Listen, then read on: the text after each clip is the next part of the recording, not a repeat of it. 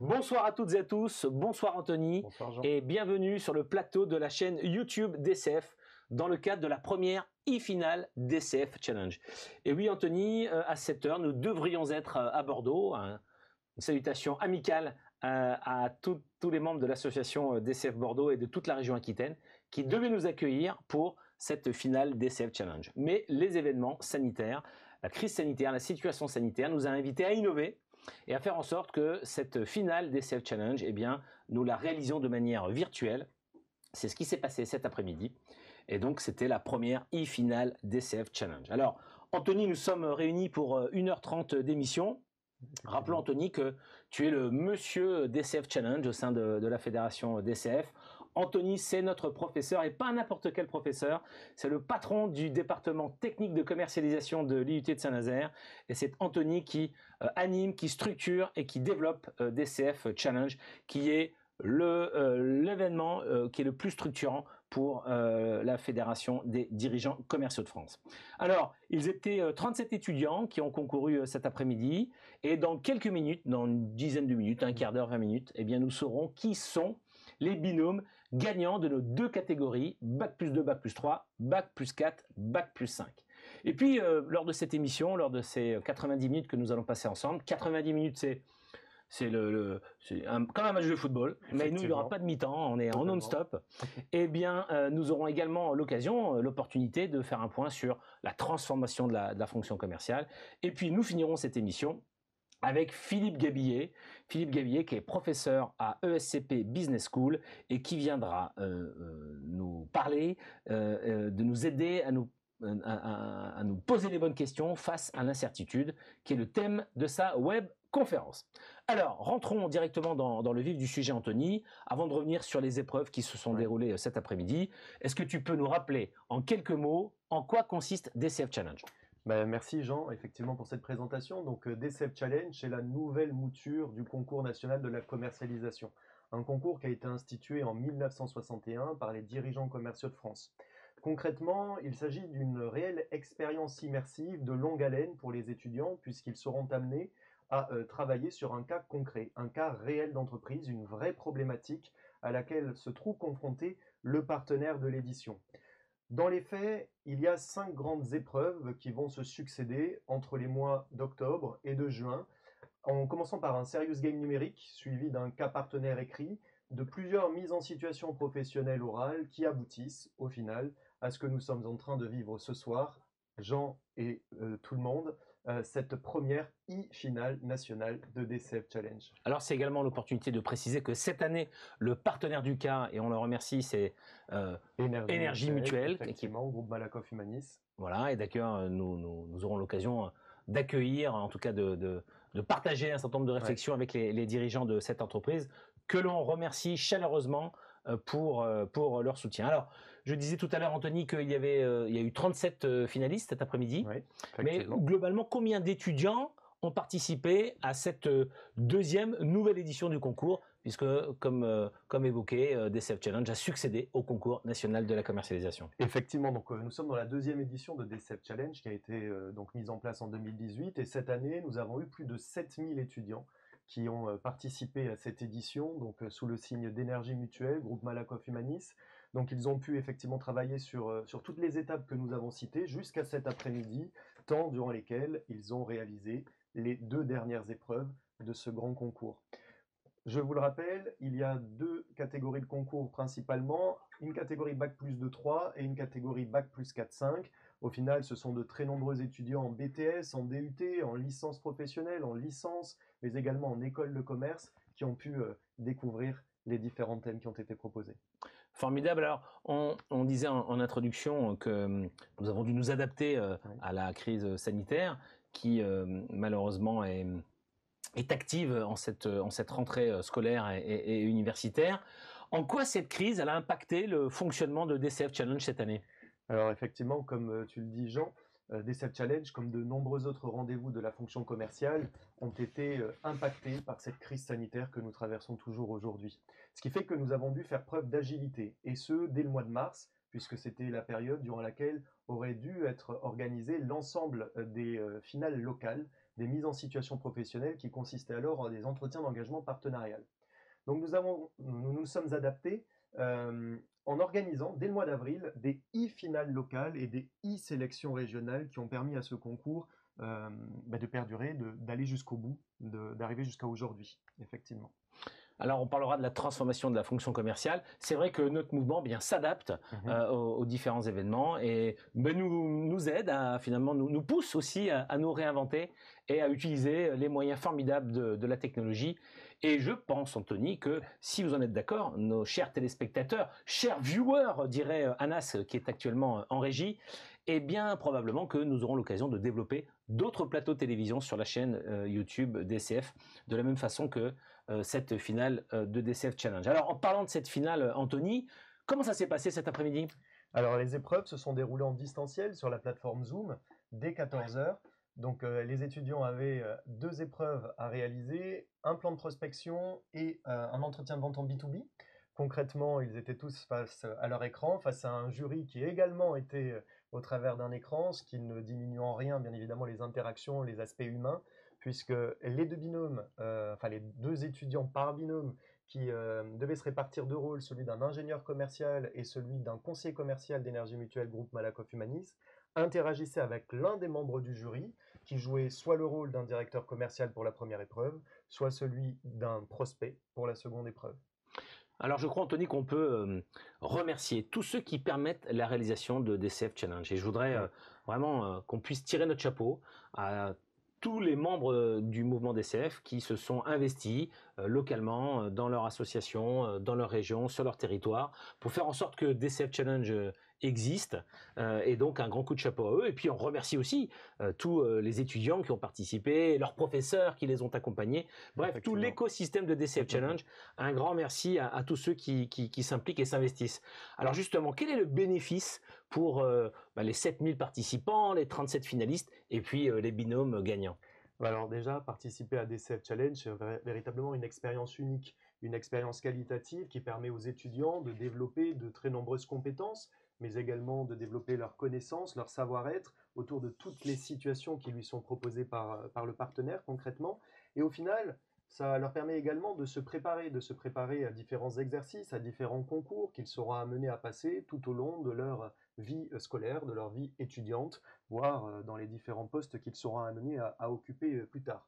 Et outre la valorisation du curriculum vitae, la construction d'un réel réseau solide avec toutes les entreprises qu'ils sont amenés à fréquenter, à rencontrer, eh bien, les lauréats de ce soir, qui seront sacrés d'ici quelques minutes, repartiront pour les premiers avec un MacBook Air, les seconds avec un iPad et enfin les derniers avec une liseuse.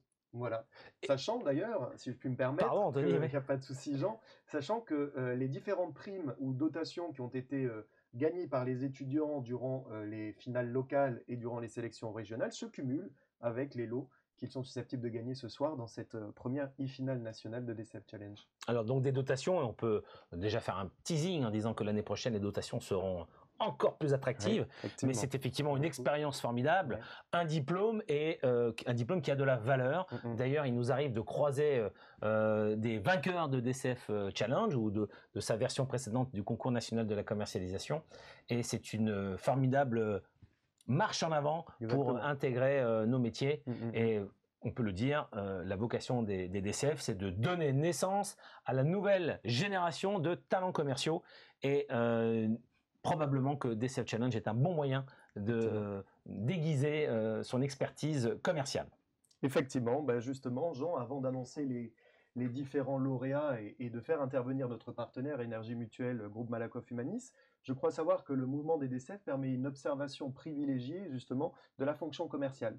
Est-ce que tu peux peut-être nous en dire un petit peu plus à ce sujet? Avec un immense plaisir, Anthony, et je voudrais effectivement partager un certain nombre de réflexions avec nos téléspectateurs, avec nos viewers, qu'il s'agisse d'étudiants, de professeurs, peut-être des parents aussi qui sont, en tout cas qui pourront même regarder cette émission en différé, et évidemment avec les membres qui composent le mouvement DCF.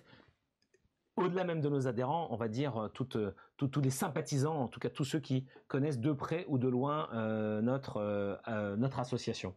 Alors effectivement, on en parlait, la fonction commerciale est en transformation. On voit bien que que cette crise, elle accélère les transformations. Et probablement qu'on peut aller un peu plus loin lorsqu'on parle de la fonction commerciale, puisqu'on peut dire qu'elle fait actuellement sa révolution. Et je voudrais donc essayer de vous le démontrer. Alors, pour faire sa révolution, il est toujours important de savoir, pour savoir où l'on va, d'où l'on vient, et peut-être faire rapidement, hein, puisqu'il n'y en a que quelques minutes, mais un voyage de 10 000 ans pour nous retrouver au fondement des premiers échanges.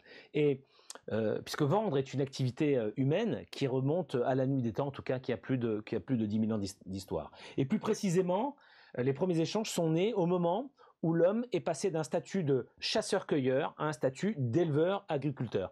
Et il a donc eu des stocks et des surplus à gérer. Et c'est là qu'il a commencé à les échanger. Donc les premiers échanges, elles viennent de ce moment fondamental pour l'histoire de notre humanité, quand l'homme est passé d'un statut à un autre et a commencé à développer ce qui est aujourd'hui l'agriculture ou l'élevage. Et puis c'est une belle histoire qui a traversé les grandes étapes. L'Antiquité, qui était une période d'échanges commerciaux intenses. Et puis évidemment le Moyen-Âge, et notamment la construction des villes autour du marché, autour du lieu où l'on faisait le commerce. Et puis évidemment c'est une fonction qui s'est beaucoup transformée avec les temps modernes, avec les révolutions industrielles, avec la révolution Internet, et peut-être aussi qui va encore changer avec cette crise sanitaire qui va nous obliger à commercer de manière beaucoup plus distancielle, même si évidemment la relation humaine, elle est très appréciable de manière physique, mais elle peut aussi se développer grâce aux nouvelles technologies. Ce que l'on peut dire quand on observe, finalement, quand on analyse, ce qui est le cas d'ailleurs des professeurs-chercheurs qui travaillent dans le cadre de la chaire que nous avons développée avec le M-Lyon, sur la transformation de la fonction commerciale à l'ère numérique, et qui a donc fait l'objet d'une histoire extrêmement approfondie de toutes ces époques, eh bien, si on devait retirer 3 enseignements clés, il serait cela. Le premier enseignement clé, c'est que il ne faut jamais l'oublier, c'est pour ça que nos métiers sont riches et vont continuer à s'enrichir. Eh bien, je voudrais rappeler que l'écriture est née grâce aux premiers échanges. Parce qu'on a parlé tout à l'heure du surplus des stocks, eh bien, il fallait les noter, ces stocks, il fallait les consigner. Et c'est comme ça que l'écriture est née. La roue est également une innovation qui est née des premiers échanges, parce que quand on a fallu gérer ou échanger ou monnayer ces stocks, eh bien, il a fallu donc développer des moyens de transport. La monnaie est également la réalisation concrète de ces échanges. Et puis on pourrait évoquer les moyens, les modes de transport, ou encore la construction des villes autour justement de ces infrastructures de transport qui permettaient ces lieux d'échange. Donc on peut aussi dire qu'Internet a pris une nouvelle dimension avec le e-commerce, avec le développement du business, et que de nouvelles innovations vont continuer à naître de ce besoin essentiel des hommes de faire du commerce. Le deuxième enseignement clé, c'est que quand on analyse rapidement, mais ces 10 000 années d'histoire, eh bien on s'aperçoit que toutes les périodes de prospérité ont été des périodes d'échanges commerciaux intenses. Et à contrario, quand il y a eu des guerres, eh bien, il n'y avait plus d'échanges. Et donc, c'était des périodes de grands désastres, de famine et de misère. Donc, on voit bien que le commerce a un rôle pacificateur. D'ailleurs, c'est Montesquieu qui dit que l'histoire du commerce, c'est celle de la communication des peuples. Et on peut dire aussi que au-delà de ce rôle d'échange, ce rôle marchand, eh bien, la fonction commerciale, la vente, a un rôle social et sociétal fondamental. Lorsqu'un consommateur va tous les jours dans un supermarché, dans un magasin de proximité, bien sûr, il va faire ses achats du quotidien, mais il va également ça va également lui permettre, et notamment on pense aux personnes âgées, d'avoir un véritable échange social. Le marché, c'est bien cet endroit d'échange social où au-delà de faire du commerce, eh bien, on a des relations avec les autres. Et donc c'est pour ça que ce rôle pacificateur, ce rôle social, sociétal du commerce, il est fondamental. Alors, on parlait de transformation. Et si on devait résumer ce qui structurellement va transformer la fonction commerciale depuis justement l'époque de l'homme des cavernes, eh bien c'est que aujourd'hui, de plus en plus, on ne vend pas ce qui a été préalablement produit. Mais à l'inverse, de plus en plus, on ne produit que ce qui a été préalablement vendu. C'est le cas dans tous les services. Quand on est une entreprise de service, d'abord on contracte, d'abord on arrive à convaincre un client et ensuite on va délivrer le service, qu'il s'agisse de faire du recrutement, du conseil. Dans beaucoup d'industries aujourd'hui, il faut d'abord des bons de commande pour produire. Vous doutez bien qu'on ne produit pas des chantiers navals, des bateaux à Saint-Nazaire. C'est parce qu'il y a un bon de commande qu'on va produire un bateau. C'est pareil pour les avions, c'est pareil évidemment pour les voitures. Lorsque vous allez aujourd'hui dans une concession automobile, vous allez choisir toutes les options. Ça veut bien dire que c'est la vente, l'acte de vente, le bon de commande qui va générer la production. Alors c'est pas le cas encore dans toutes les industries, mais c'est un mouvement qui est grandissant. Et puis on peut imaginer que demain, si on ne vend plus du tout ce qui était produit, c'est-à-dire la fin du taylorisme, la fin de Ford. Ford disait, je peux vendre des voitures très adaptées à partir du moment où elles sont noires. Donc ça, c'était l'époque de Ford. Donc on produisait, et on savait qu'il y avait une demande qui était extrêmement soutenue. Aujourd'hui, on est dans un schéma totalement inverse, où l'on va d'abord vendre et on va produire ce qui était préalablement vendu. Et donc si on étend eh bien cette modification structurelle à tous les secteurs d'activité, pensons même à l'agriculture, eh bien on va avoir une empreinte carbone qui va être beaucoup plus favorable parce qu'il y aura beaucoup moins de gâchis. Un exemple, il y a une industrie qui est extrêmement polluante et qui d'ailleurs fait tout pour réduire son empreinte, c'est celle du textile. Le textile, la mode s'accélère, les produits changent quasiment tous les 15 jours dans les points de vente ou sur les sites internet. Et ça veut dire que, et puis malheureusement, on a délocalisé, on produit loin. Et on produit loin, souvent d'ailleurs dans des conditions sanitaires et sociales qui sont discutables. Pour ne pas créer de polémique sur le plateau de la chaîne DCF. Eh bien, imaginez que si demain, dans cette industrie textile, on ne produit que ce qu'on aura préalablement vendu. C'est-à-dire que, Anthony, lorsque tu iras dans un magasin, on va te faire la marque, hein, on ne fait pas de placement produit aujourd'hui, hein, on cite nos partenaires, mais c'est tout. Eh bien, tu choisiras la couleur de ta veste, la texture de ta veste, la forme de ta veste. C'est déjà le cas quand on fait des costumes sur mesure. Mais si l'outil industriel, et notamment l'imprimante 3D, continue à se développer, eh bien, ce sera possible. Et vous imaginez que on sera beaucoup moins consommateur de ressources. Donc, c'est une transformation qui a déjà démarré et qui doit s'accélérer.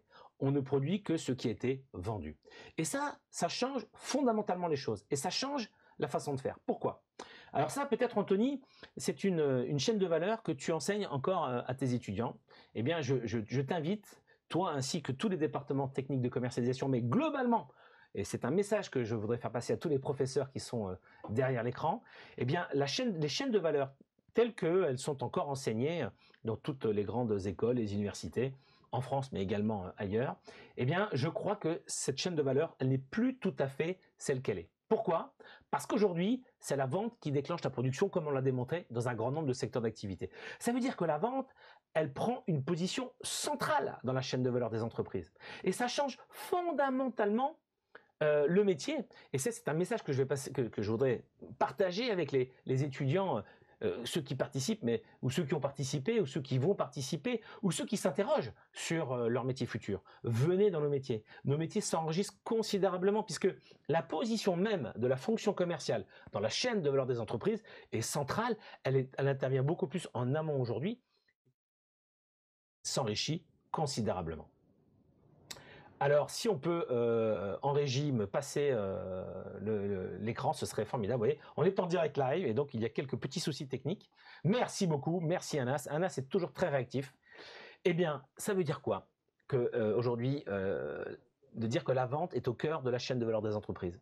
Ça veut dire que la performance des entreprises, elle est liée à l'intelligence commerciale. Et au moment où on doit faire face à une crise économique, sociale importante, au moment où notre gouvernement vient de lancer un plan de 100 milliards pour redresser l'économie de notre pays. 100 milliards, c'est à peu près 2/3 des dépenses de l'État chaque année. Donc c'est un plan qui est considérable, qui est un plan d'investissement pour l'avenir. Eh bien nous recommandons que ce plan de redressement économique soit accompagné d'un très grand plan de développement de l'intelligence commerciale. Alors l'intelligence commerciale, en quelques mots. L'intelligence commerciale, c'est 3 compétences, la conjugaison de 3 compétences singulières et complémentaires. La première, c'est l'expertise. Eh bien aujourd'hui, on ne peut plus vendre n'importe quoi. Face à nous, le client, qu'on soit en B2C, en B2B, est est extrêmement lui-même expert. Il a accès à toutes les sources d'informations. Il consulte beaucoup d'ailleurs l'avis des autres consommateurs. Et ça veut dire qu'en face à lui, il a besoin d'avoir un niveau d'expertise. Donc dans son domaine, il faut être un expert. Exemple, dans le domaine d'énergie mutuelle, il faut être un expert de l'environnement des mutuelles. Ça ne suffit pas. À ce haut niveau d'expertise, il faut aujourd'hui de l'efficience opérationnelle. Ce sont toutes les techniques, tous les processus qui permettent d'adresser des marchés, de les cibler, de les segmenter. Et c'est la raison pour laquelle, dans le cas de DCF Challenge, le plan de prospection, c'est-à-dire l'amont de l'acte de vente, est développé. Parce qu'aujourd'hui, il faut être efficient.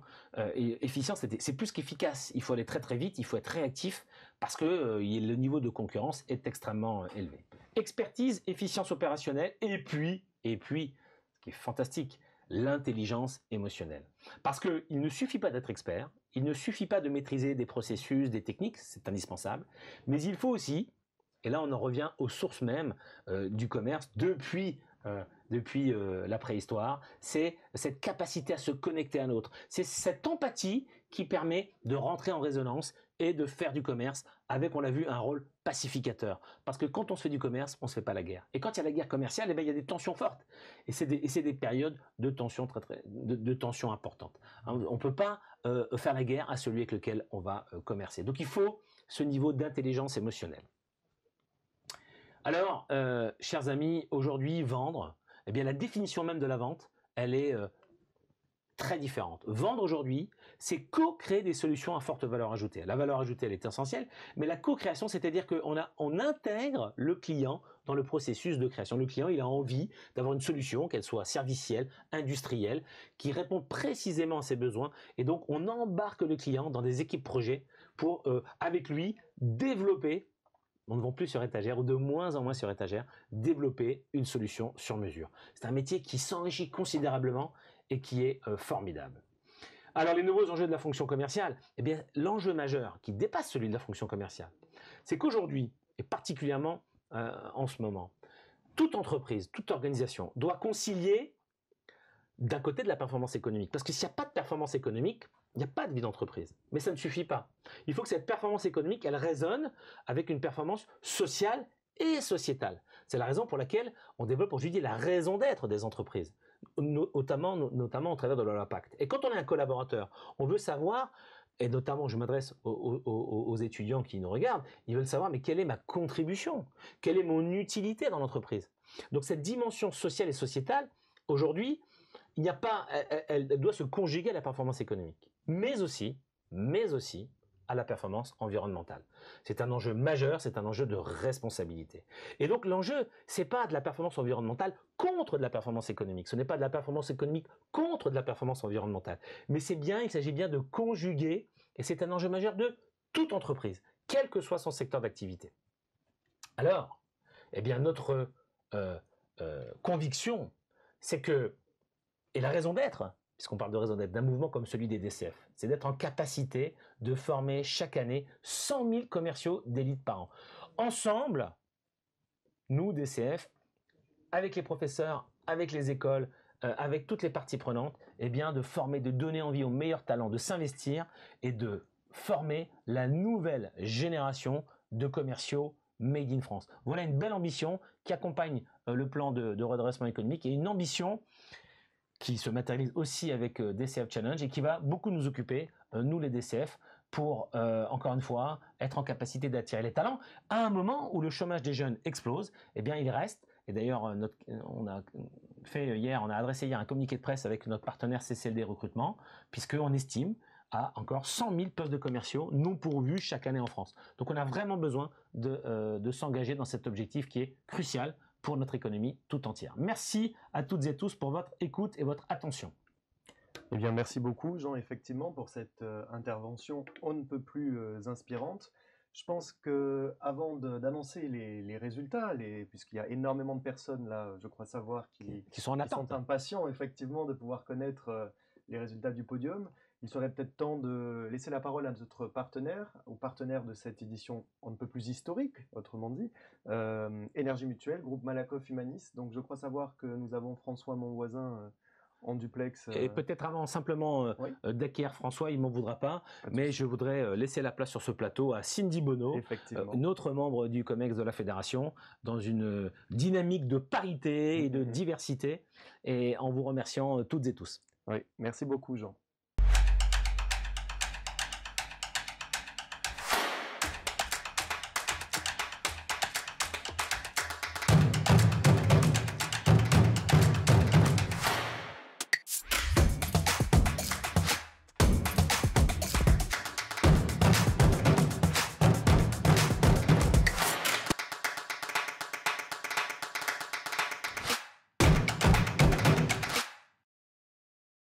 Bonjour Anthony. Salut Cindy, Check j'espère Covid. que tu vas bien, effectivement, cette circonstance. Donc Cindy a le plaisir de nous rejoindre ce soir pour cette cérémonie de remise des prix. Je suis ravie d'être parmi vous après avoir passé l'après-midi en jury. Ça s'est bien passé? Excellemment. C'était voilà, une compétition vraiment de très haut niveau. On a eu des étudiants brillants qui étaient investis. Un vrai plaisir. Bon, bah, très bien. C'est une très belle expérience, je n'en doute pas.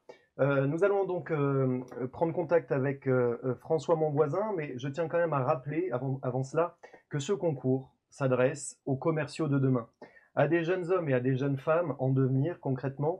Et DCEF Challenge permet justement de contribuer à cette professionnalisation, mais cette professionnalisation ne serait pas possible sans un partenaire. Et quel partenaire cette année? Nous avons le plaisir, j'ai eu l'occasion de le dire de très nombreuses fois, d'avoir comme partenaire Énergie Mutuelle, groupe Malakoff Humanis, avec donc François Monvoisin, directeur commercial, qui est en duplex ce soir. François, pourriez-vous revenir sur ce partenariat et sur son importance pour Énergie Mutuelle, groupe Malakoff Humanis? Très bien, bonsoir, je ne sais pas si vous m'entendez bien. Et bien, écoutez, d'abord, je voudrais remercier les DCF et j'aimerais aussi remercier les membres et l'ensemble du jury. J'aimerais remercier les étudiants pour leur brio et leur créativité.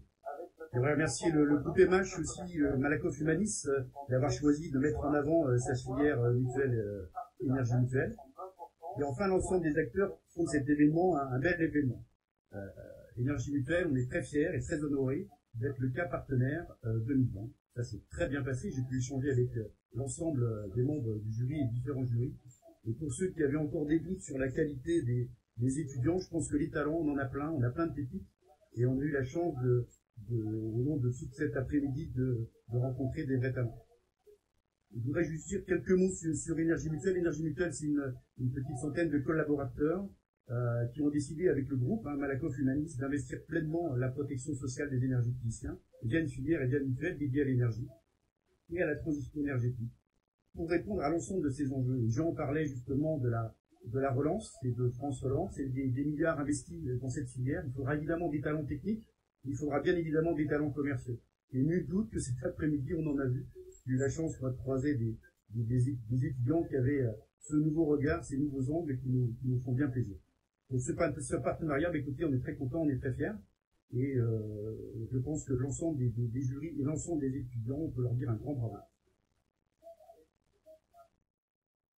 Pour ces propos un peu plus inspirants et pour nous avoir présenté un petit peu plus en détail Énergie Mutuelle, Cindy, Je pense qu'effectivement, il est temps. Il y a beaucoup d'étudiants qui sont impatients de connaître les résultats de cette deuxième édition de DCEF Challenge. Alors, je te laisse me donner les enveloppes, Anthony. Effectivement, pendant que le suspense, Jean voilà. partait, effectivement, nous avons eu l'occasion de nous voir déposer par notre huissier les différentes enveloppes. Cindy, On y va. C'est parti. Alors, dans la catégorie Bac plus 2-3, parce que je vous rappelle que nous avons deux catégories, Bac plus 2-3 et Bac plus 4-5, à la troisième place se classe un binôme de l'association DCF Aveyron, Lucas Siloré et Léo Testa, de l'école CCI Rodez EGC.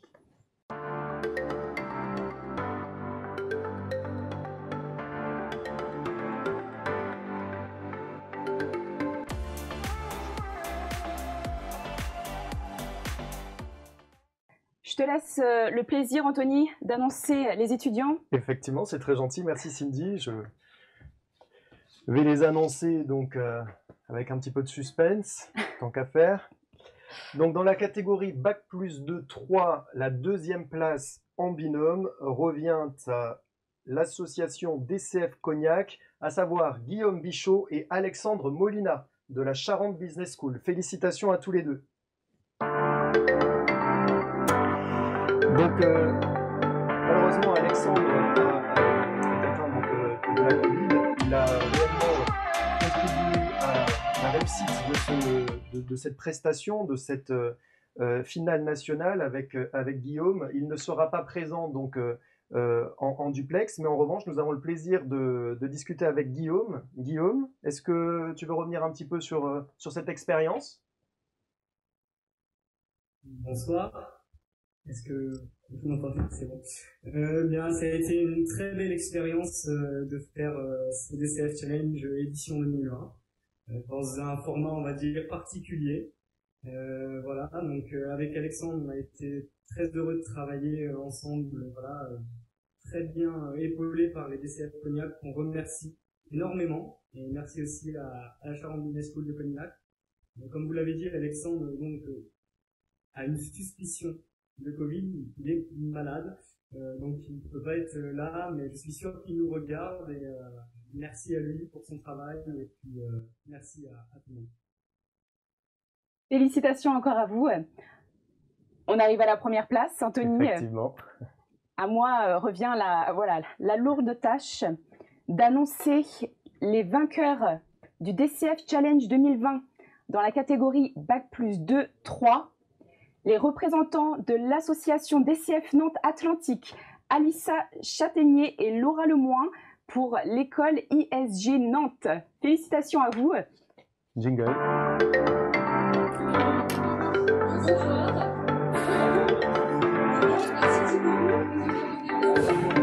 Très bien. On va rejoindre tout de suite en direct, en duplex même, les deux étudiantes qui vont nous faire un retour par rapport à leur expérience de DCF Challenge. On vous écoute. Bonsoir, vous nous entendez? Donc pour ma part, je suis Lauria Lemoin et donc je suis avec Alissa Châtaignier. Donc on est très très contente pour cette première place. Et pour commencer, en fait, on voulait remercier d'abord l'école de nous avoir permis de pouvoir faire ce challenge, mais aussi et surtout nos professeurs, monsieur Nicolas Durox et Guillaume Triolet, tout à fait, qui nous ont vraiment suivis tout au long de ce challenge et qui ont su nous apporter leur coaching aussi des derniers instants. Ils sont encore avec nous en messagerie, ils sont encore plus impatients que nous. Donc vraiment, on leur fait un grand coucou. Et puis à nos parents aussi, parce qu'on sait que les parents, on en profite, c'est ça. Mais en tout cas, voilà, plus sérieusement, merci beaucoup au DCF Challenge, à tous les professionnels qui ont été des très bons interlocuteurs. On s'est beaucoup amusé avec eux cet après-midi. Et voilà, merci vraiment à toute l'organisation. Merci à vous, merci surtout pour votre enthousiasme très communicatif. Ça nous a fait plaisir justement de rencontrer tous ces étudiants qui venaient, ces étudiants qui viennent avec beaucoup d'enthousiasme, beaucoup de plaisir à participer à ce DCF Challenge.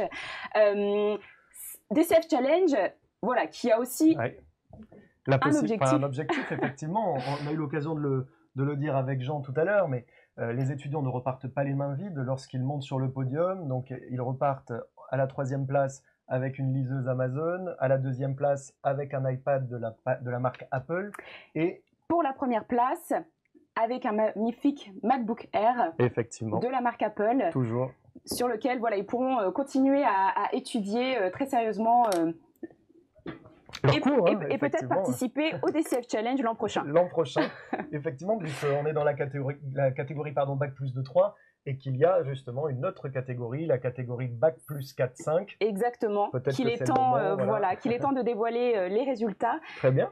Je te laisse continuer, Anthony, effectivement, pour annoncer la 3e place. Tant que j'y suis.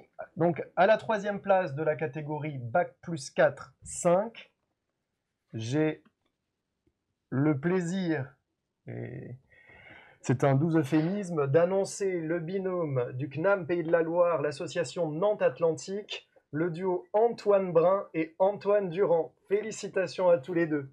Jingle.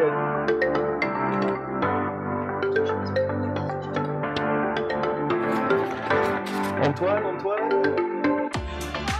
nous avons le plaisir de vous recevoir en direct. Est-ce que vous m'entendez? Super, bah c'était plus long que prévu, hein, mais ça a été intense et très intéressant. On s'est éclaté, on a appris des choses. C'était un super expérience, franchement. Et puis Antoine, c'était dire un mot aussi. Oui, très belle expérience pour ma part aussi. On a appris beaucoup de choses. On a appris à découvrir un nouveau secteur qu'on ne connaissait pas du tout. J'en profite du coup pour remercier plusieurs personnes, notamment Céline Lenné qui est juste à côté de moi, Emmanuel Drouet aussi qui est juste là, de nous avoir accompagnés, aussi Jennifer Vigneron, et pour ma part, DCF à Nantes. Ouais. Plus personnellement aussi monsieur Georges Guichard et monsieur Tiger. Voilà.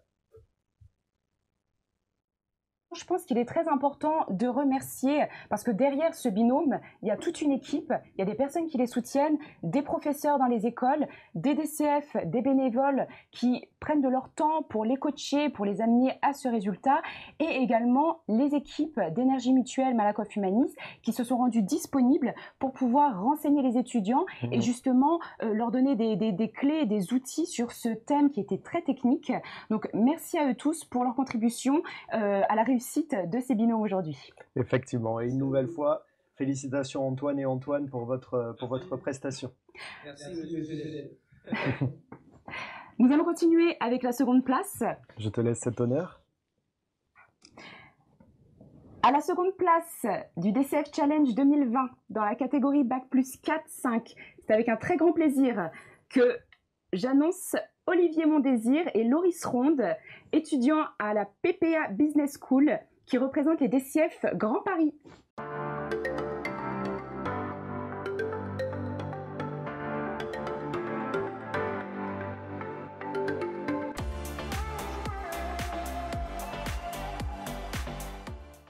Félicitations à vous. On me dit qu'on les a en duplex de Paris. Olivier. Écoute, pour ma part, je sais pas si Loris est déjà présent. Je suis là. Ok. D'accord, parfait. Mais en tout cas, c'est vrai que c'était une super expérience. Donc, on y a vraiment mis du cœur, on y a travaillé. Et donc, c'est vrai que ça a été agréable de travailler. Donc, justement, avec les membres de l'organisation, les interlocuteurs. Et donc, c'est vrai qu'on a beaucoup appris durant cette expérience. Une bonne pression aussi. Donc, voilà, savoir la gérer, ça fait partie du jeu et tout le reste. Donc, voilà, on remercie forcément l'organisation, ceux qui nous ont encadrés, ceux qui nous ont enseigné, ceux qui nous ont appris des choses. Et donc voilà, très belle expérience pour ma part et j'en tire que du bénéfice. Tout à fait d'accord avec Olivier. Merci aux membres de TDCF et tous les collaborateurs d'Énergie Mutuelle pour l'organisation de ce concours. Merci tout particulièrement à Cindy Bonneau pour ses conseils et les heures de coaching. Mention spéciale donc à PPA qui nous apprend à vendre par la valeur et qui nous porte et qui nous soutient tous les jours. Mention spéciale également à mon petit UT de Rambouillet à qui je passe le bonjour.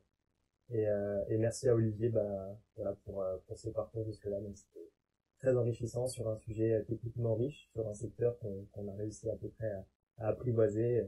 Et donc merci à tous. Félicitations encore, félicitations à eux deux. Félicitations, de très beaux propos de votre part. Il est temps maintenant d'annoncer le premier. Oui. Je te laisse l'honneur, Anthony. C'est très gentil, merci beaucoup Cindy. Donc effectivement, dans la catégorie Bac plus 4-5, à la première place, je vous le rappelle, le binôme qui aura également, comme dans la catégorie Bac plus 2-3, le privilège, la chance de repartir avec un MacBook Air. Donc dans la catégorie Bac plus 4-5, la première place en binôme revient à Clara Cueno et à Léontine Cuny de l'EM Strasbourg, association DCF Strasbourg.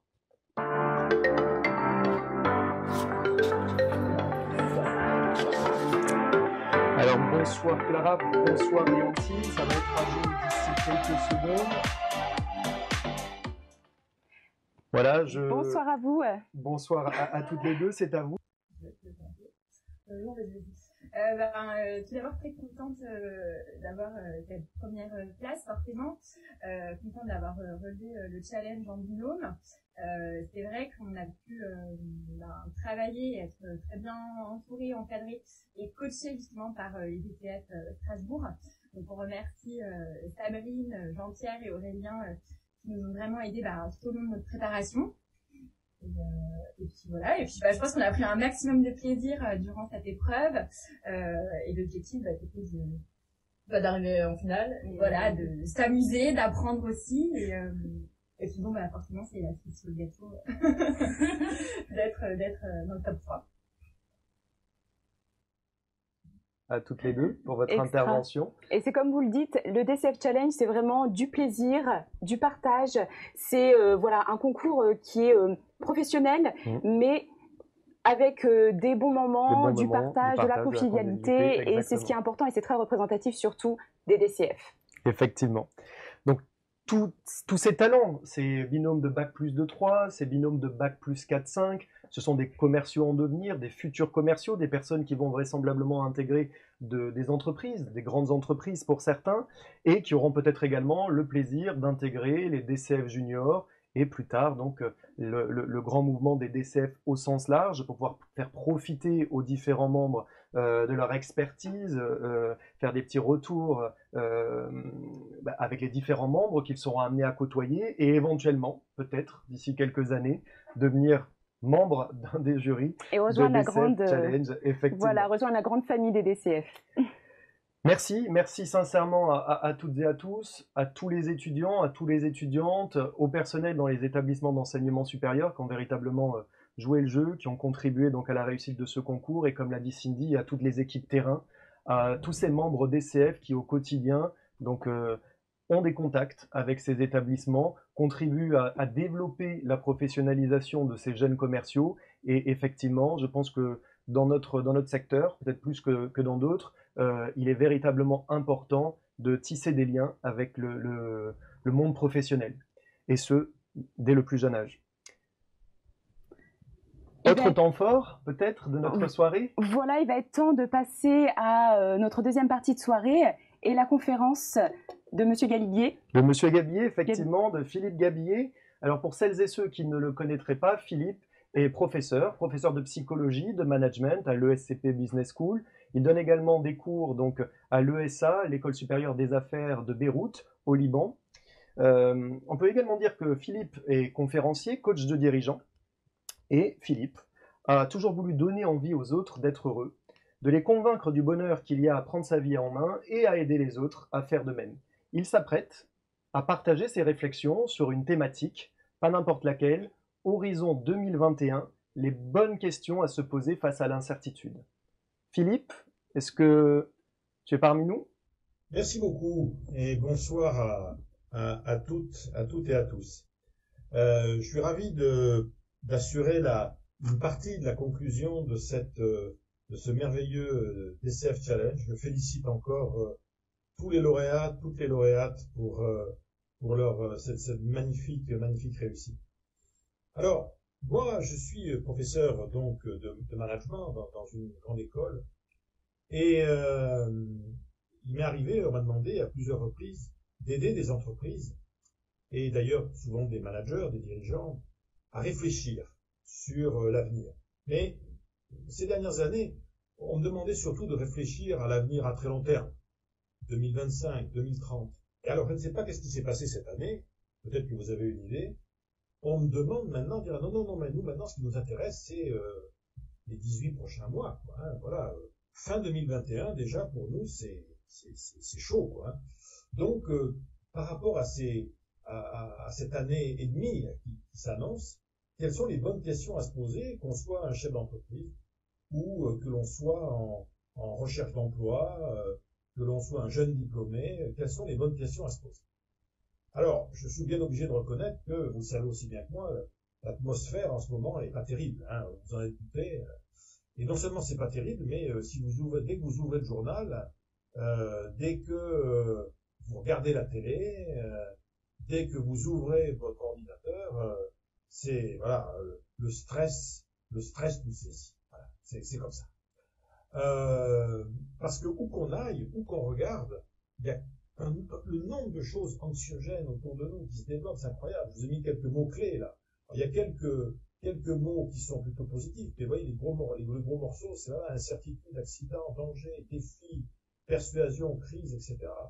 Et alors, si moi, quand je regarde ma télé, c'est pire encore. Quand je regarde ma télé ces derniers temps, je sais pas si ça en est pour vous, mais alors voilà, on me parle de ça non-stop. J'ai droit, si je vais même sur des télés étrangères, uniquement à des réflexions là-dessus. Et quand je suis dans ma télé, je me fais l'effet de la petite fille, vous voyez, de Poltergeist, c'est la télé va me sauter dessus. La presse me déprime, et les réseaux sociaux aussi, enfin bon, on vit vraiment dans un environnement qui devient très très compliqué. Comment on en est arrivé là? C'est important ça de se dire, qu'est-ce qui fait, en fond, qu'on est arrivé à cette dimension? Alors, je vais essayer de vous proposer une réflexion par rapport à ça. Je pense que le temps a passé, vous avez tous vu Retour vers le futur, on va faire Retour vers le futur. On va repartir en arrière. On va repartir peut-être allez, une dizaine de mois en arrière. On est en décembre, excusez-moi, les amis, j'ai un retour là, j'ai un retour son qui n'est pas à moi. Voilà, je vous le signale. On repart en arrière et on est au mois de décembre. Vous vous souvenez, le mois de décembre 2019, les rues c'était ça dans le fond. Hein. Les rues c'était ça. Quand on devait prendre contact pour du business, voilà ce qui se passait. Alors tout ça, on oublie. Ensuite, on allait célébrer le contrat tranquillement, hein, dans un bon resto. Et le soir, s'il restait un petit peu de temps, si on avait l'énergie, on allait faire la fête. Voilà. Ça, c'était le monde d'avant. Bon, ce monde d'avant, pour nous à l'époque, moi je me souviens très bien, hein, au mois de décembre l'année dernière, moi j'envisageais très bien le printemps. Hein. Alors pour moi, le printemps, ça allait ressembler à ça. Ouais, avec voilà, on allait pouvoir moissonner, le business qui avait été préparé pendant l'automne, tout ça, voire l'hiver. Ça nous promettait d'ailleurs un été plutôt sympa. Et puis il faut bien admettre, l'automne, un bel été indien, vous voyez, ça se présentait comme ça. Ça, c'était la façon dont on voyait les choses en décembre dernier. Et puis, voilà, il y a eu un problème. Le problème, vous le connaissez aussi bien que moi, ça s'est appelé le Covid. Et ça a tapé partout, dans le monde entier. Sur toute la Terre, ça a explosé. Ça a explosé et on s'est retrouvés, tous autant qu'on était, vous voyez, dans quelque chose qui ressemblait à ça. On était là comme des petites choses avec une espèce de truc monstrueux qui comptait un microscopique en face de nous. Et ça a eu des tas de conséquences au niveau de la société, mais aussi pas uniquement au niveau de la société. Ça a eu aussi un énorme impact au niveau de l'économie. Et je pense que c'est probablement d'ailleurs l'impact économique qui, dans l'histoire, restera. Beaucoup plus d'ailleurs que l'impact sanitaire. Et on s'est retrouvé dans cette situation avec d'un côté un virus qui ne voulait pas du bien, et au coin de la rue, une crise économique qui était en embuscade et qui nous attendait.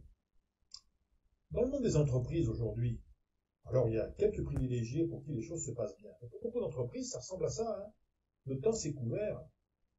Les clients, les commandes, la marge brute, ça brûle un peu, vous voyez, le temps n'est pas génial. Et encore, ceux-là, ils ont de la chance. Hein.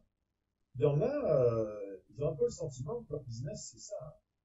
Et je vous parle pas de quelques secteurs d'activité très exposés, qui en fait ont un peu l'impression que, voilà, leur business, ça ressemble de plus en plus à ça.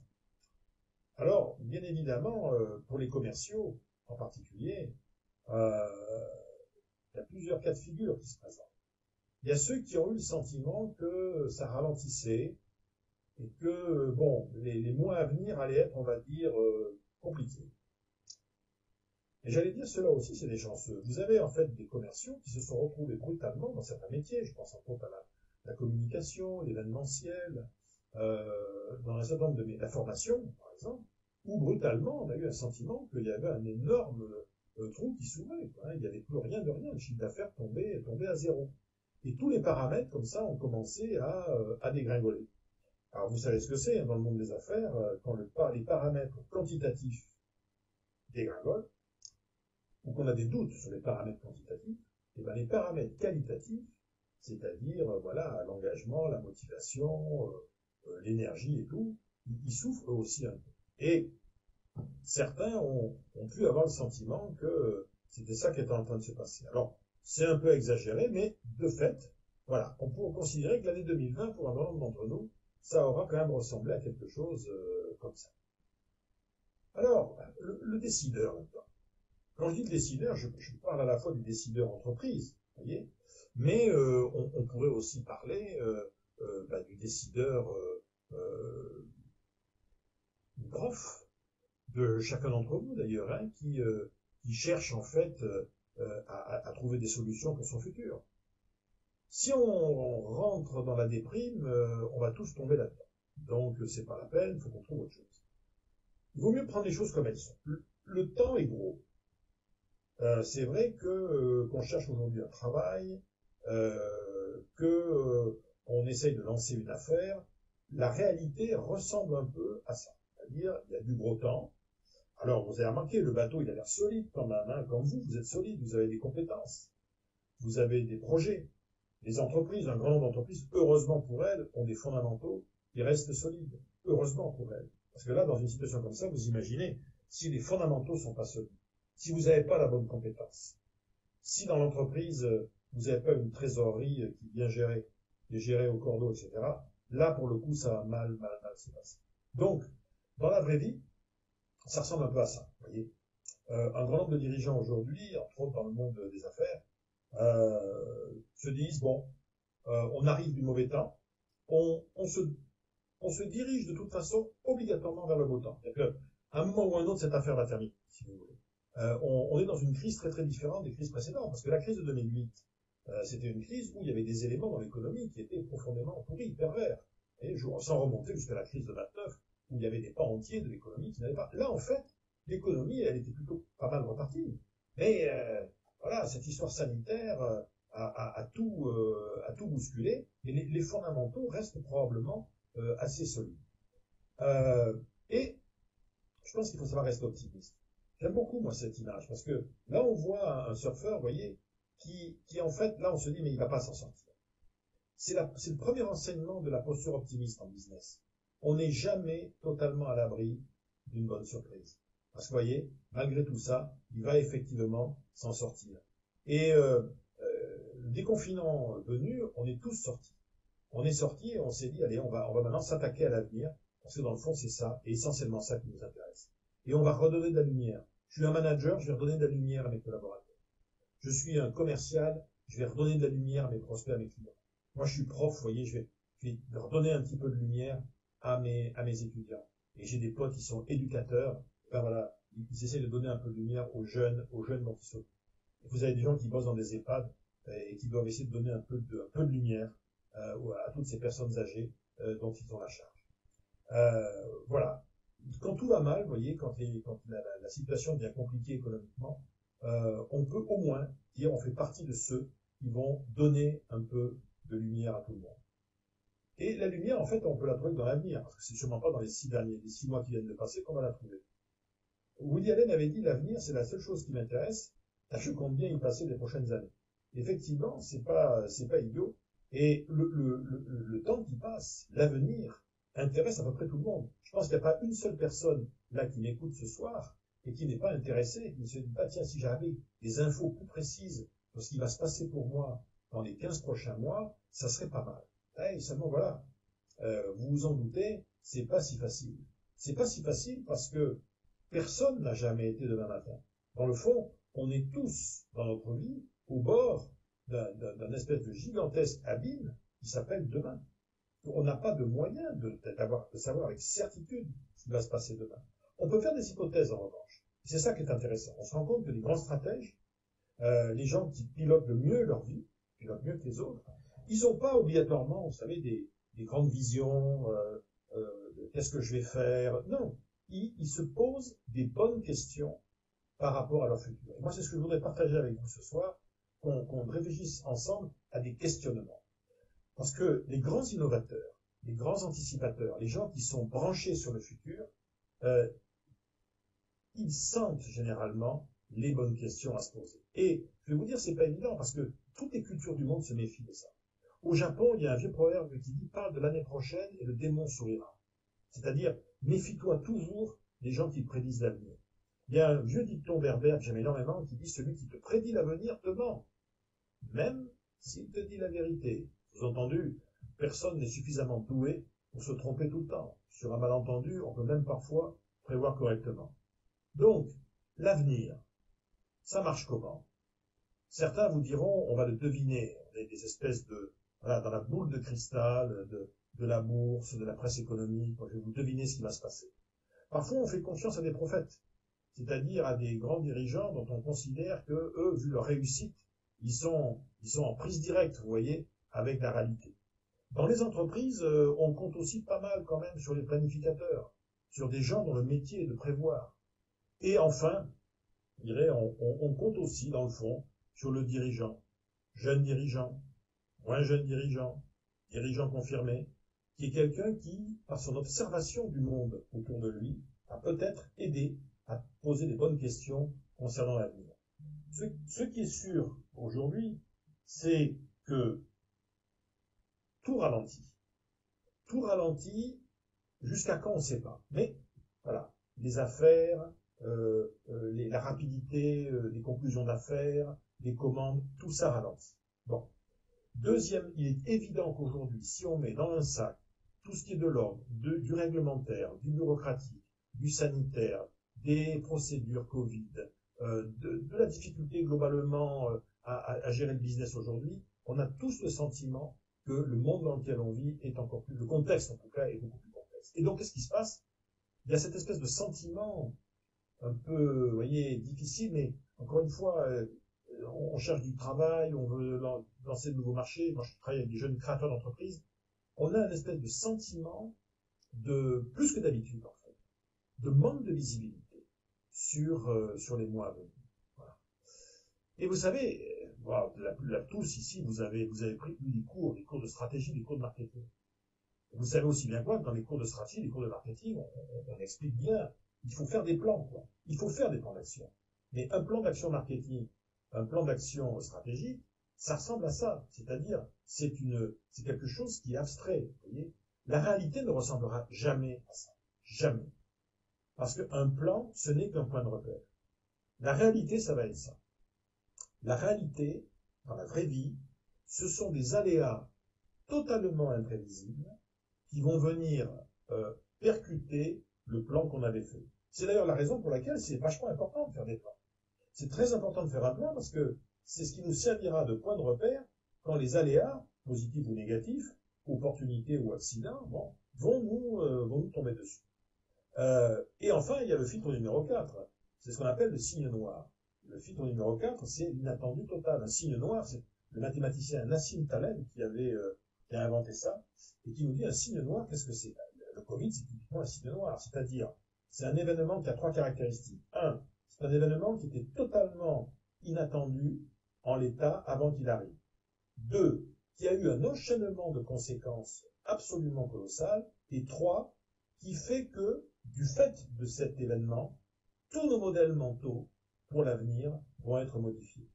Le 11 septembre avait été aussi un signe noir très très négatif. Mais vous savez, l'invention de Facebook, par exemple, aura aussi été un signe noir, peut-être plus positif, qui sait. L'arrivée des réseaux sociaux, par exemple, c'est quelque chose dont jusqu'à il y a 10 ans, personne n'avait vu venir ça. Donc, vous voyez, voilà, on passe notre vie à être sur des embranchements avec lesquels il va falloir naviguer. Donc, 2021, ça a marché comment? On est aujourd'hui fin septembre 2020. Et on s'intéresse à ce qui pourrait se passer à la fin 2021. 15 mois, c'est pas énorme, hein, 15 mois. Mais beaucoup de dirigeants aujourd'hui se disent, mais à quoi ressembleront mon équipe, mon activité, mon entreprise, ne serait-ce que dans 15 mois? On est compte, on aurait dit, il y a 10 ans, quelqu'un qui s'intéressait à 15 mois, c'était voilà, un petit manager opérationnel. Aujourd'hui, vous avez des dirigeants multinationales, des grands patrons et patronnes de grandes structures qui se demandent, et ça les empêche de dormir, mais bon sang, où on va être dans les 15 mois qui viennent. Alors, comme je vous ai dit, on ne peut pas le deviner, mais on peut essayer de se poser des questions. On est aujourd'hui, grosso modo, à la rentrée 2020. Ce qui nous intéresse, c'est fin 2021. Il y a un certain nombre de questions qu'on peut apprendre à se poser collectivement. Je dis collectivement parce que les entreprises les plus avancées mènent cette réflexion-là, mais c'est pas des experts, vous voyez, achetés à l'extérieur à prix d'or, qui vont apporter les réponses. Non. C'est les membres du comité de direction, les membres des groupes projets, qui chacun à leur niveau, collectivement, vont mobiliser l'intelligence collective pour qu'on réfléchisse ensemble à un certain nombre de choses. Des questions, non pas, ils vont nous dire à quoi demain ressemblera, parce qu'on ne peut pas le savoir, des questions qui vont nous aider à identifier le type de lendemain dont nous sommes peut-être déjà porteurs. Et tout ça jouant bien évidemment sur une durée très courte. Vous imaginez, 550 jours, dans le fond, entre maintenant et fin 2021, c'est grosso modo ce que nous avons comme capital de jeu. Un individu aujourd'hui, un être humain, a beaucoup de chemins possibles devant nous. Le champ des possibles est immense. D'où la raison pour poser, je dirais, les bonnes questions de façon à avoir collectivement dans l'entreprise, vous voyez, dans notre vie, une boussole. Je me permets de vous rappeler, il y en a qui sont randonneurs, peut-être parmi vous, vous savez aussi bien que moi, une boussole, elle n'est pas autoritaire, hein, une boussole. Une boussole ne vous force jamais à aller dans la direction qu'elle vous indique. Une boussole n'a jamais forcé personne à aller au nord. La boussole se contente de vous dire, mon ami, si tu veux aller au nord, c'est par là. Tu préfères aller au sud, laisse la tienne, c'est de l'autre côté. Mais attention, hein, si en allant dans cette direction-là, tu crois que tu vas dans le sud, ou vers le sud, tu fais erreur. Elle se contente de nous donner des points de repère. C'est un peu ce que fait la réflexion sur l'avenir que je vous propose. Et sachant bien évidemment qu'il y a 3 avenirs qui nous intéressent, vous et moi. D'abord, le premier avenir qui nous intéresse, c'est celui-là. Nous vivons tous, en fait, dans l'entreprise, dans des écosystèmes, dans des environnements. Nous avons besoin d'avoir quelques lumières sur la façon dont notre environnement, notre écosystème économique, politique, est en train d'évoluer. C'est logique. Sanitaire, en l'occurrence, en ce qui nous concerne en ce moment. Mais cet écosystème, il n'est pas vide. Il y a plein de gens dedans. Vous passez votre temps, tout comme moi d'ailleurs, à interagir avec des gens. Dans le monde de l'entreprise, on a plein de gens, des collaborateurs, des clients, des prospects, des fournisseurs, des concurrents parfois, les pouvoirs publics, les médias. Et on interagit avec plein de gens. En stratégie, on appelle ça, vous vous en souvenez si vous avez fait des cours de stratégie commerciale, des parties prenantes. Vous savez, c'est les fameux des stakeholders. Ces stakeholders, eh bien, eux aussi vont évoluer. Et moi, ça m'intéresse de savoir comment est-ce que aujourd'hui, là, mes clients, mes fournisseurs, mes concurrents sont d'ores et déjà en train de bouger. Et puis enfin, à la fin, on s'interrogera, je vous ai mis ici quelques exemples de marques, vous en connaissez plein d'autres, à l'entreprise proprement dit.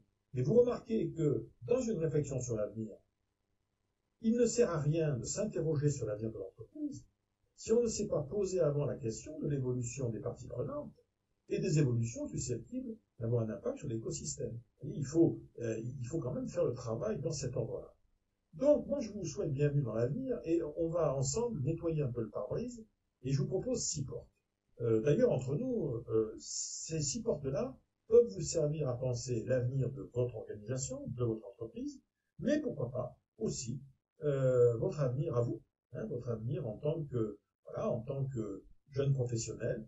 Les questions, vous allez voir, sont toujours les mêmes. La première question, vous savez, elles sont toutes là, elles sont toutes bien réparties sur ce schéma, et elles sont numérotées. La première question à se poser quand on s'interroge sur l'avenir, c'est celle-là. Qu'est-ce qui n'aura pas changé? Parce que, bien évidemment, on est tous sensibilisés au changement, mais dans le fond, vous et moi, on a aussi des fondamentaux, des éléments invariants, des choses qui étaient vraies pour nous hier, qui sont toujours vraies aujourd'hui, qui seront vraies demain. On a le droit d'avoir des valeurs, des racines.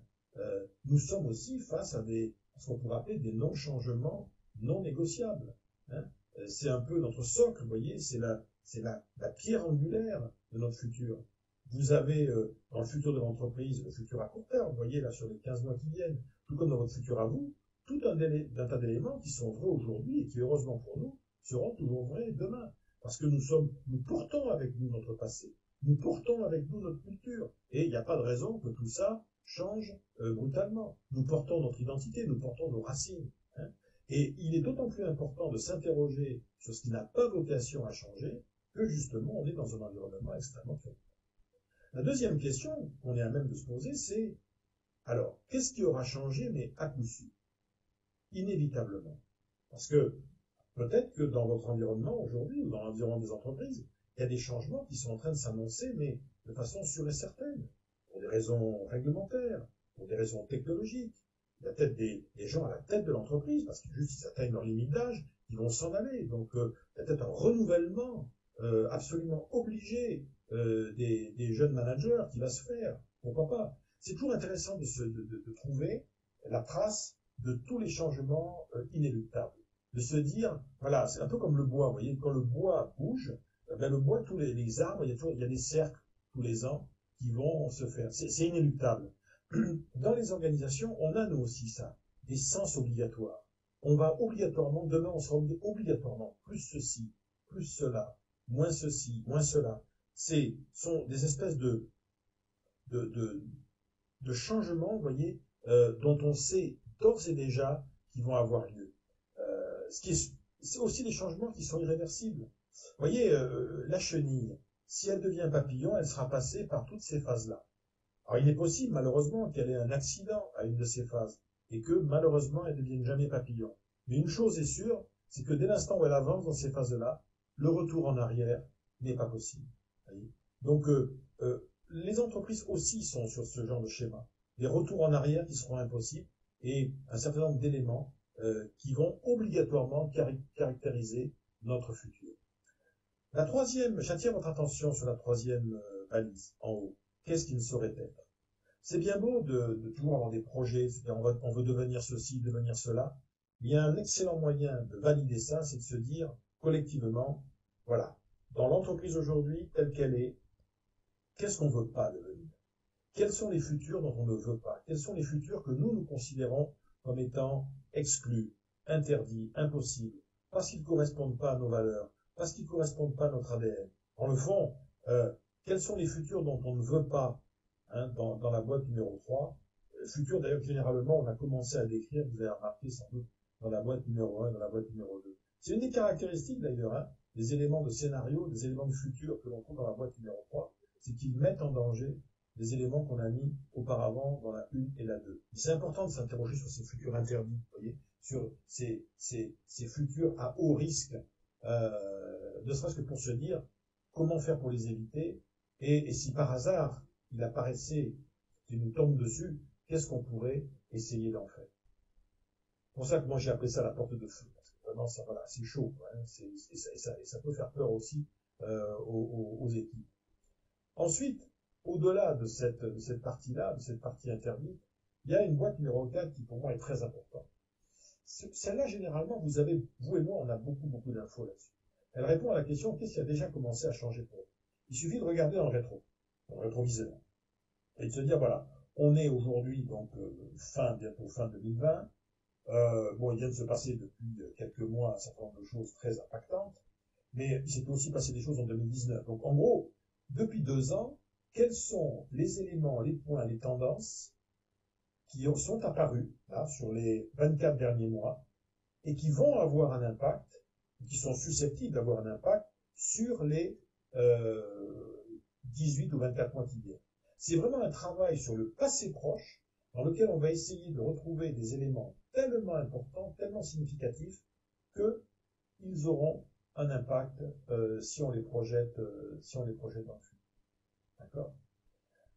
Et là, on retrouvera tout ce qui est de l'ordre des grands courants, des tendances, les événements clés, les grandes bifurcations. Voilà. Et vous remarquez que tous ces éléments-là peuvent concerner parfois l'environnement, parfois certaines parties prenantes, les clients, les fournisseurs, et parfois l'entreprise elle-même.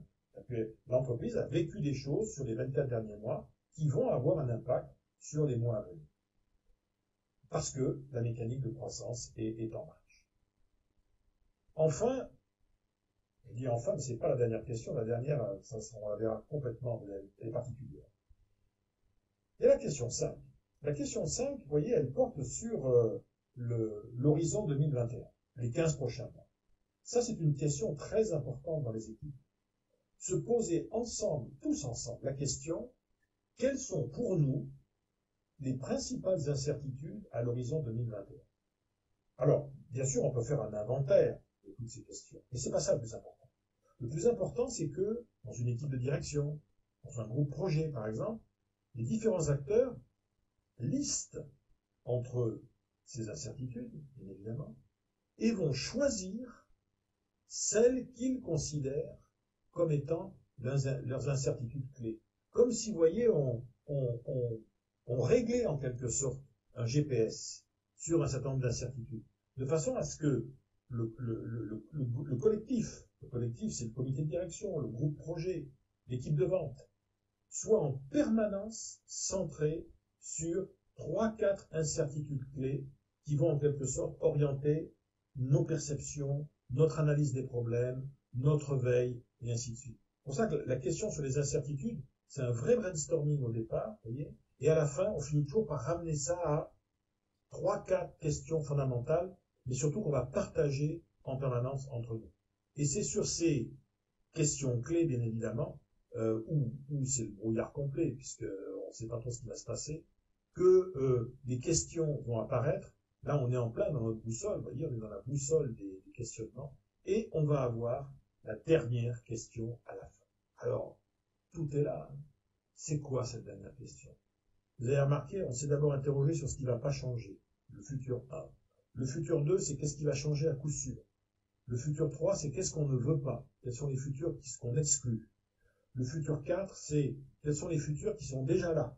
C'est-à-dire, là, il y a des tendances, des choses qui ont commencé depuis 1 ou 2 ans et qui vont avoir un impact sur demain. Le futur incertain, c'est notre questionnement, et il nous reste cette boîte-là. Et je vais vous dire cette boîte-là. Que vous soyez PDG d'une entreprise, que vous soyez chef d'un grand projet stratégique, que vous soyez un commercial sur le terrain, cette boîte numéro 6, c'est probablement la boîte la plus importante que vous allez voir. Quand on fait un tel exercice, on fait appel à quoi?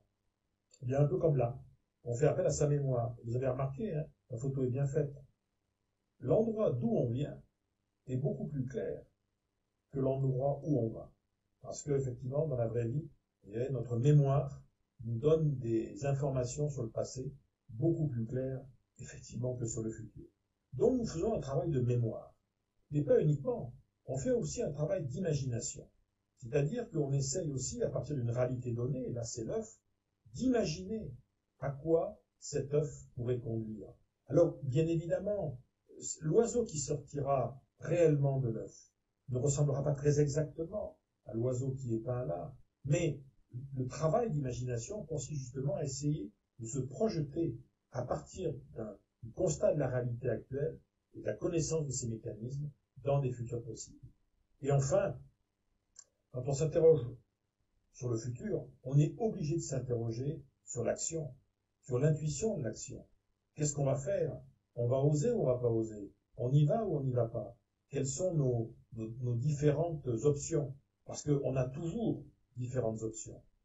Vous voyez, voir venir dans le monde dans lequel on vit, c'est à la fois surveiller en permanence les tendances et les signaux faibles. C'est la raison pour laquelle il faut, même s'il n'y a pas que de l'info de bonne qualité, faut pas hésiter, faut aller regarder les chaînes de business, les blogs économiques, être une espèce de machine qui va se nourrir en permanence sur les tendances et les signaux faibles, même si on sait qu'aujourd'hui, le grand danger, c'est les fake news.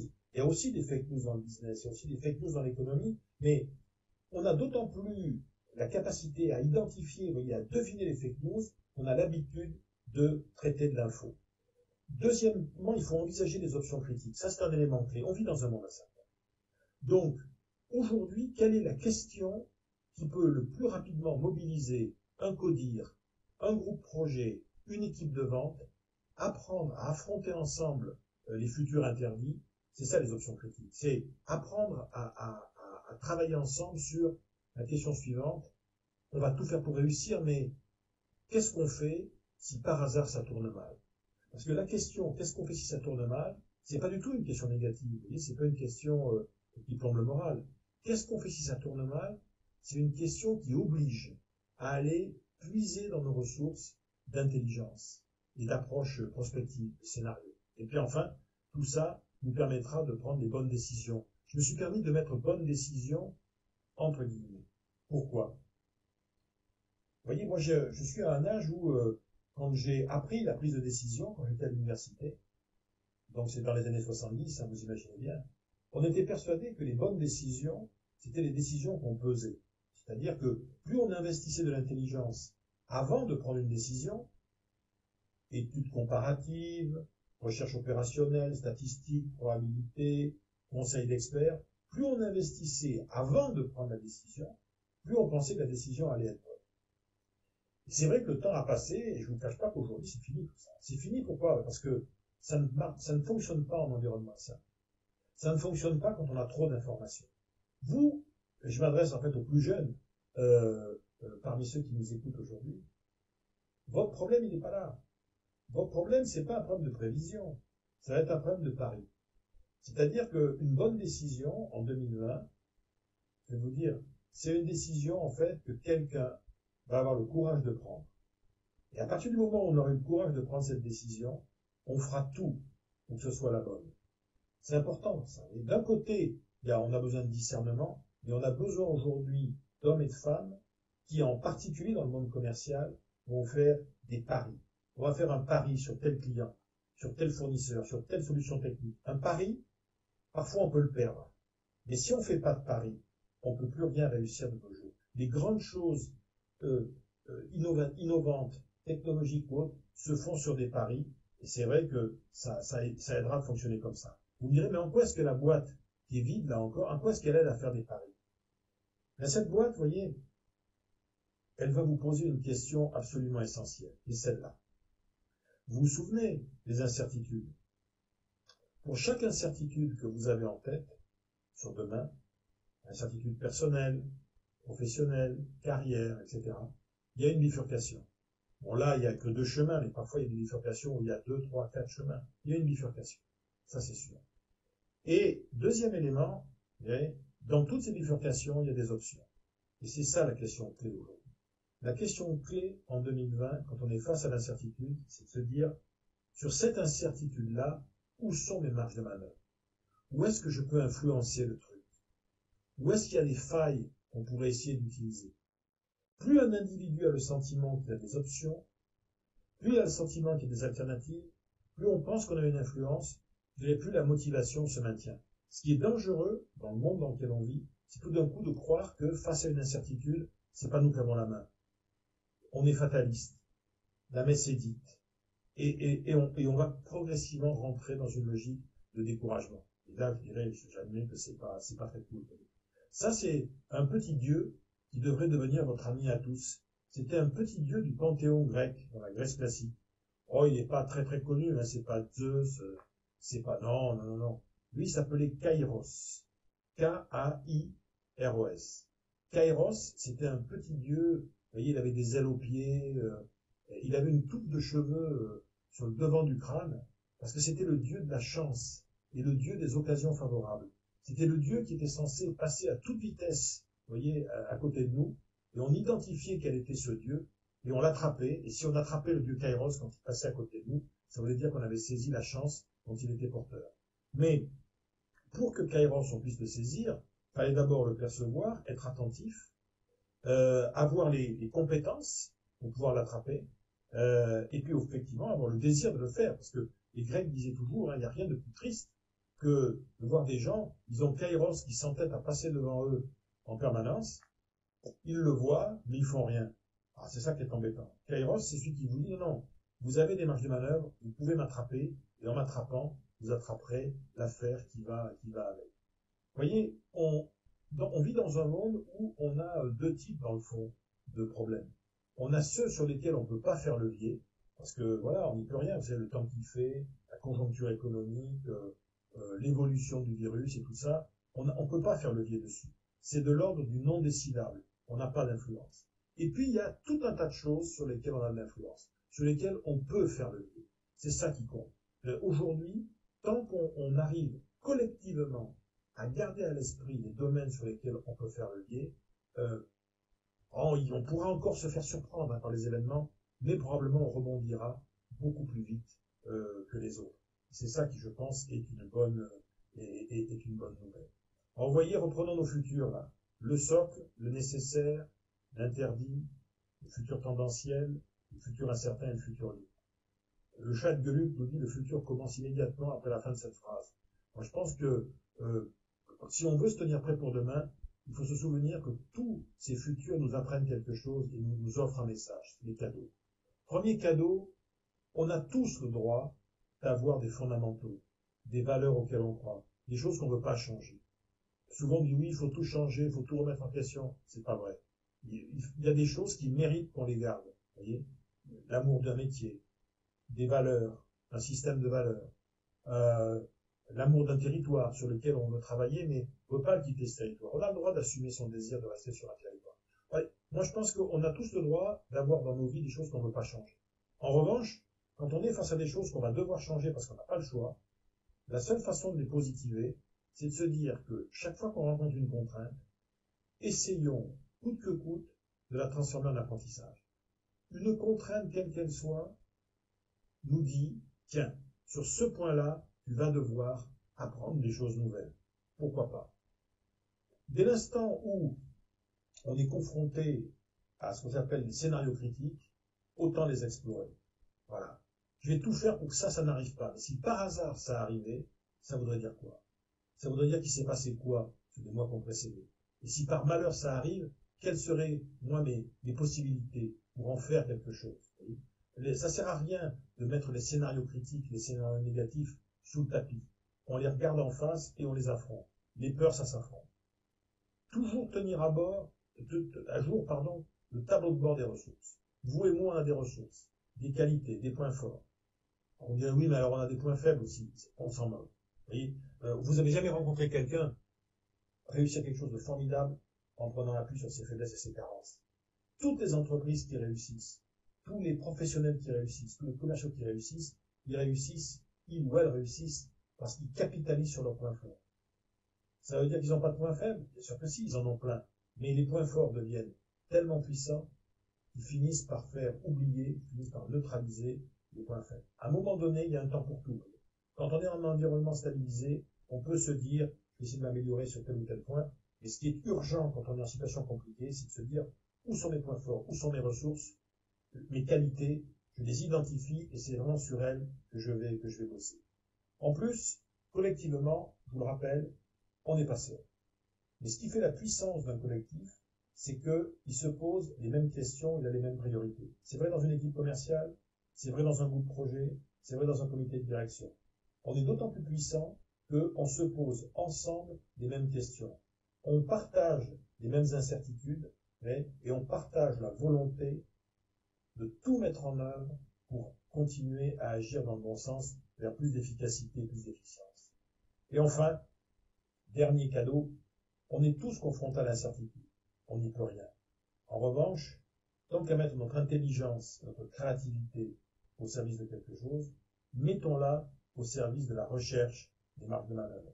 Cherchons toujours nos zones de libre arbitre, là où c'est nous qui avons le pouvoir d'influencer et de décider. Voyons, un client, on ne peut pas le changer, le client. Un marché, on ne peut pas le changer. Mais on peut toujours faire bouger la relation avec un client. On peut toujours faire bouger son regard sur un marché, en essayant de le challenger sur tel ou tel point, en se donnant de nouveaux défis. Je crois que c'est à ça aussi que ça sert, l'interrogation sur l'avenir. Hubert Reeves, un grand astrophysicien, et pourtant il ne pensait pas à ce qui nous arrive là, avait dit des catastrophes arrivent. Puis, elles sont arrivées. Et enfin, un jour, on passe à autre chose. Et je pense qu'un jour ou l'autre, et assez rapidement, il va falloir qu'on passe à autre chose. Moi, j'aime beaucoup cette phrase que je voulais vous proposer en conclusion d'Antoine de Saint-Exupéry. Il vous dit, l'avenir, c'est jamais que du présent à mettre en ordre. Il n'a pas à le prévoir, mais à le permettre. L'avenir, c'est que du présent à mettre en ordre, ça veut dire que tout ce dont vous avez besoin aujourd'hui pour affronter l'avenir, vous l'avez. Si vous l'avez pas, c'est que vous pouvez faire ça. Et ça signifie qu'aujourd'hui, on n'est plus là pour prévoir ce qui va se passer, on ne peut pas prévoir ce qui va se passer. Mais chacun d'entre nous peut se dire, dans ma vie professionnelle, personnelle, je vais créer les conditions, en prenant les bons contacts, en allant chercher les bonnes infos, en me formant, en continuant à me former, je vais en fait continuer à créer ce contexte, cet environnement dans lequel je serai le plus à même, moi, de bâtir ce qui s'appellera demain mon futur. C'est vraiment la meilleure chose que je peux vous proposer à toutes et à tous. Et encore une fois, je vous souhaite bon vent dans ce pays absolument extraordinaire et qui va s'appeler votre avenir.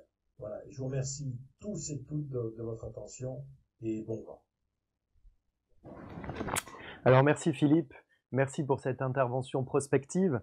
Alors nous l'avons bien compris, l'avenir est incertain, il est impossible de le prédire, encore plus en ces temps singuliers.